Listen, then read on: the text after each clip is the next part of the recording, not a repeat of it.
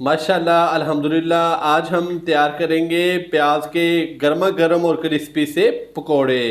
तो दोस्तों माशाल्लाह से बहुत ही शानदार रेसिपी है। इस रेसिपी को तो आपने हरगिज़ भी स्किप नहीं करना।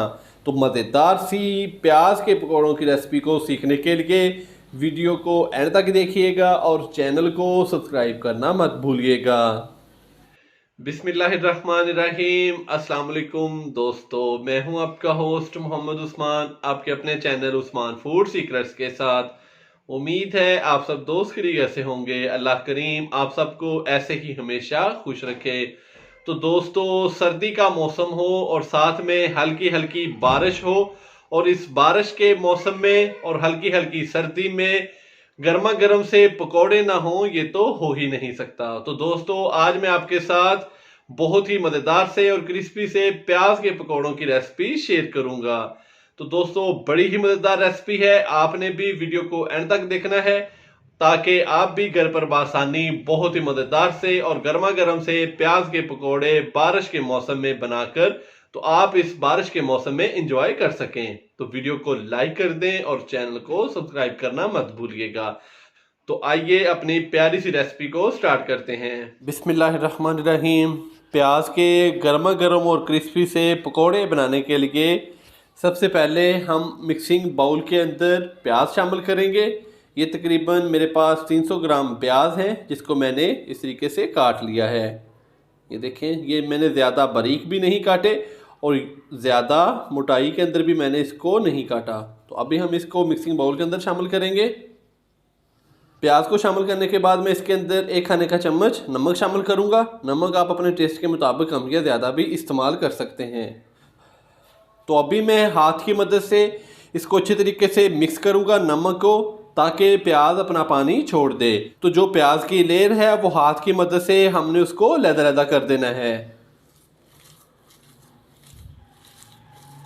ताकि इसके जो पकोड़े हैं वो बहुत ही क्रिस्पी से तैयार हों।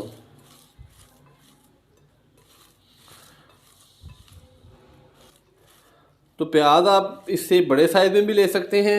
मेरे पास तकरीबन ये मीडियम साइज़ के प्याज से।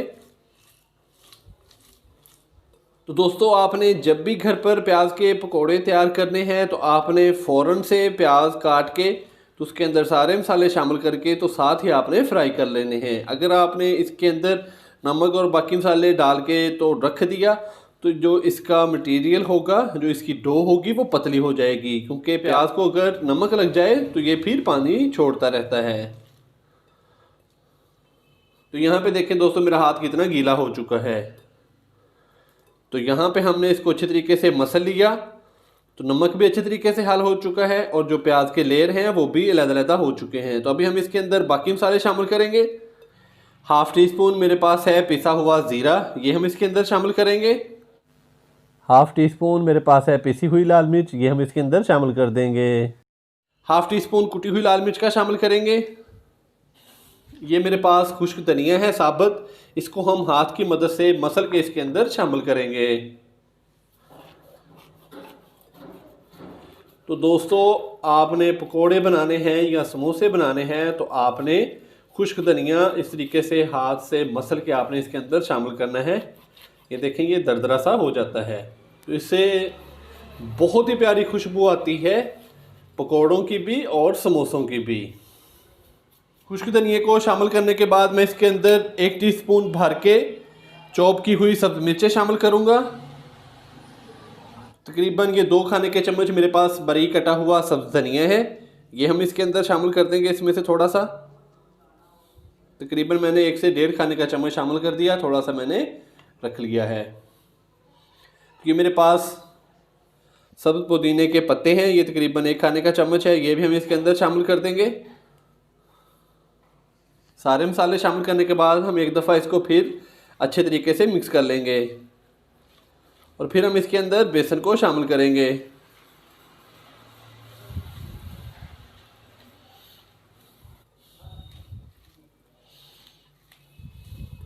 मसालों को शामिल करने के बाद अब हम इसके अंदर शामिल करेंगे बेसन। तो बेसन के मैं तकरीबन 5 से 6 खाने के चम्मच इसके अंदर शामिल करूंगा।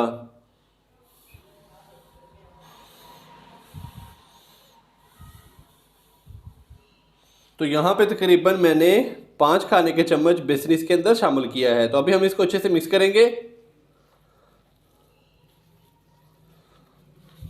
अभी तक मैंने इसके अंदर पानी शामिल नहीं किया, अगर हमें ज़रूरत पड़ी तो फिर हम इसके अंदर थोड़ा सा पानी शामिल करेंगे। 2 से 3 खाने के चम्मच थोड़ा सा पानी शामिल करेंगे।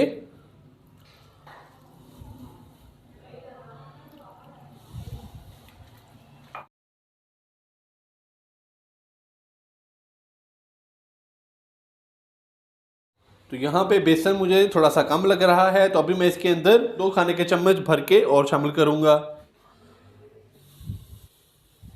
तो अभी मैं इसको अच्छे से मिक्स कर लूँ।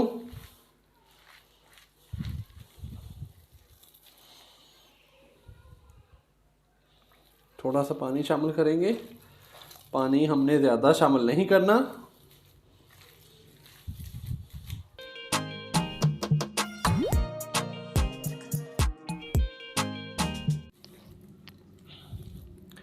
तो माशाल्लाह से ये देखें, अभी इस तरीके से चेक कर लेंगे कि ये अब पकौड़ा जो है हमारा फ्राई हो जाएगा। तो माशाल्लाह से प्याज के पकौड़ों की डो हमारी तैयार हो चुकी है। अभी हम इनको फ्राई कर लेते हैं। प्याज के पकौड़ों को फ्राई करने के लिए हमने पैन के अंदर कुकिंग ऑयल को शामिल कर लिया है। तो जैसे ही हमारा जो ऑयल है वो अच्छे तरीके से गर्म हो जाएगा तो फिर हम इसके अंदर पकौड़े डाल देंगे। ऑयल हमारा अच्छी तरह गर्म हो चुका है। अभी हम इसके अंदर प्याज के पकौड़े डाल देंगे। बिस्मिल्लाहिर्रहमानिर्रहीम। तो यहाँ पे हम एक एक करके इसके अंदर प्याज के पकौड़े डाल देंगे। पकौड़ों का साइज़ हमने बड़ा नहीं रखना, नॉर्मल साइज़ में हमने इसके अंदर पकौड़े शामिल करने हैं ताकि अच्छे तरीके से हमारे जो पकौड़े हैं वो अंदर तक पक जाएं।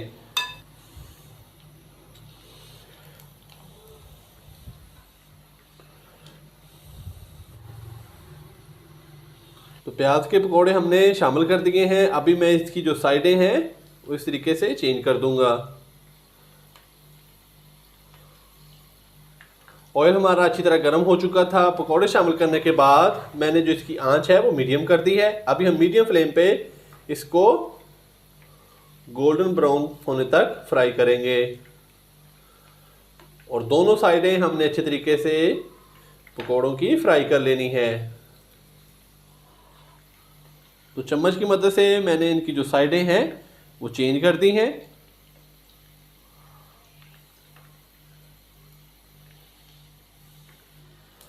तो दोस्तों जैसे ही पकोड़े हमारे अच्छे तरीके से गोल्डन ब्राउन हो जाएंगे तो फिर हम इनको निकाल लेंगे। तो ये देखें कितना शानदार इसका कलर हो चुका है। तो अभी हम इसको तकरीबन 1 से 2 मिनट के लिए और फ्राई करेंगे और फिर हम इनको निकाल लेंगे। माशाल्लाह से पकोड़े हमारे काफ़ी हद तक फ्राई हो चुके हैं। ये देखें इनका कलर भी चेंज हो चुका है और मैंने मीडियम आंच पे तकरीबन 4 से 5 मिनट के अंदर इनको फ्राई कर लिया है। तो अभी हम इनको निकाल लेते हैं। बिस्मिल्लाहिर्रहमानिर्रहीम।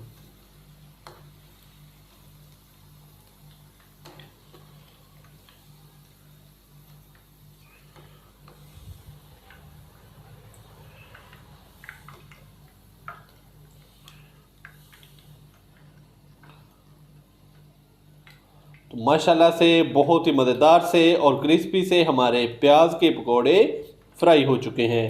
तो दोस्तों कहीं जाइएगा मत, चलते हैं इसकी फाइनल लुक की तरफ। माशाल्लाह अल्हम्दुलिल्लाह हमारी आज की रेसिपी तैयार हो चुकी है। बहुत ही मज़ेदार से क्रिस्पी से गर्मा गर्म प्याज के पकोड़े तैयार हो चुके हैं।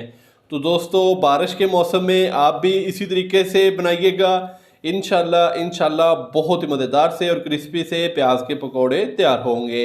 वीडियो को लाइक कर दें, फ्रेंड्स और फैमिली मेम्बर्स के साथ भी शेयर कर दें और चैनल को सब्सक्राइब करना मत भूलिएगा। कल एक नई रेसिपी के साथ आपकी खिदमत में हाज़िर होऊंगा। कल तक के लिए इजाज़त दीजिए। अल्लाह हाफिज़।